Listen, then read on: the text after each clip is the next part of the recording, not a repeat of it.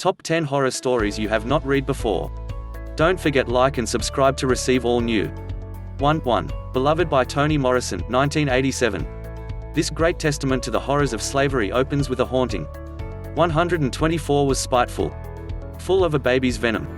The women within the house knew it, then did the youngsters.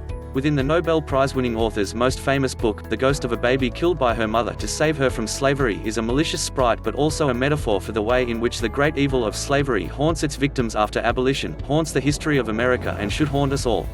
To write it was to pitch a tent in a cemetery inhabited by highly vocal ghosts, Morrison said, talking of the chaos of the needy dead. When Morrison's death was announced at the start of August, many commentators cited Beloved together of the best novels of all time. If you haven't read it yet, what's wrong with you? 2. The Turn of the Screw by James, 1898. No list of ghost stories could exclude this Victorian classic set during a remote house. A governess has care of a young boy and girl, two orphans, who she comes to believe can see the ghosts of a man and woman maliciously haunting the house. One of the intriguing aspects of reading this unresolved story is that, seen through modern eyes, its ambiguities offer themselves up as metaphors for child neglect and sexual abuse within the home. 3. Man-Tiger by Eka Kurniawan, 2015. Ghost stories from different nations provide a cultural barometer of sorts. Ghosts have a strong presence in Indonesian culture, and the white tiger that inhabits this story is not only the phantom inside the young murderer Marjo but also a literal tiger that can be seen by the villagers. This short, intense and beautiful book was selected for the Man Booker International Longlist, making Kurniawan the first Indonesian author to be nominated. Is it really a ghost story? Who cares? 4. Ghosts of the Tsunami by Richard Lloyd Parry, 2017.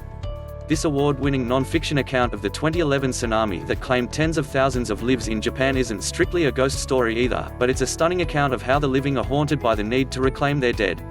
Parry concentrates on the tragedy of Okawa Primary School, which lost all but 2 of its children. Many of his descriptions will haunt you. For me, it was the bereaved parents training themselves to operate mechanical diggers so they could excavate silt and mud for the bodies of their children long after the official search had given up. 5. Lincoln in the Bardo by George Saunders, 2017. This polyphonic tale of multiple ghosts won the 2017 Man Booker Prize, not bad considering it was Saunders' first novel, although he was already a highly acclaimed short story writer. It concerns the grief of President Abraham Lincoln for his young son William and is an entertaining and heartbreaking reminder that grief afflicts the poor and the mighty in equal measure. 6. Dark Matter by Michelle Paver, 2010. This wonderful adult novel from the author of the Chronicles of Ancient Darkness proves what an endlessly inventive writer she is. It opens, like many another ghost story, with the discovery of a journal, in this case written by Jack, a wireless operator on an Arctic expedition that takes place in 1938 as the clouds of war are gathering in Europe. The group set up camp in a remote bay, but as the polar winter and endless night close in around them, they realize they are not alone. 7. The Lovely Bones by Alice Sebold, 2002.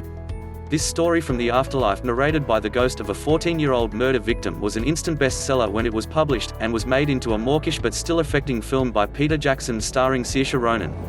Susie Salmon watches from her own personal heaven as her family grieve and the police fail to catch her killer.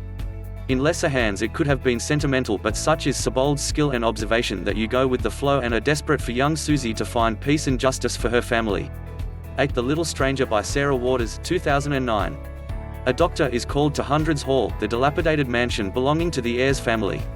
Have they simply fallen on hard times like so many aristocratic families of the post-war era, or is there something more sinister going on? Waters takes her intimate knowledge of Victorian Gothic and combines it with all her usual skill to create something both knowingly traditional and utterly modern in its portrayal of family secrets and class. 9. The Woman in Black by Susan Hill, 1983.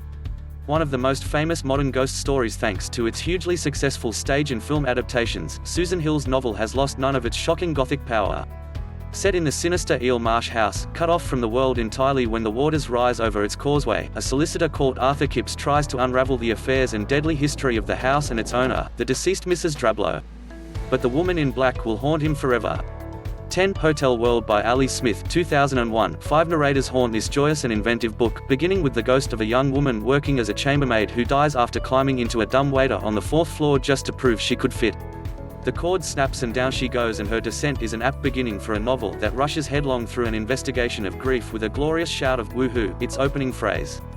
This is a novel that proves that ghost stories can go anywhere and be anything, enchanting, poetic and even funny. It is truly the most malleable of forms. Thank you for watching.